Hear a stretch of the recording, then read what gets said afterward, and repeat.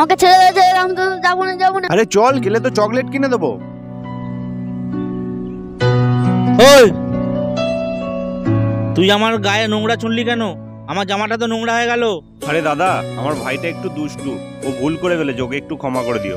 ঠিক আছে, তোমার ভাইকে সাবধানে নিয়ে যাও। ঠিক আছে, আমি খেয়াল রাখবো, চল। আরে ছেলেটা আমায় এরম করে ডাকছে কেন? যাই তো একবার গিয়ে দেখি। ওই দাঁড়া,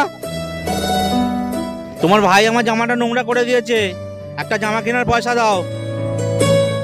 ঠিক আছে দাদা, আমার গাড়িতে টাকা আছে, আমি নিয়ে আসছি, চল। দাঁড়াও, তোমাকে আমার বিশ্বাস নেই, তোমার ভাইকে এখানে রেখে যাও।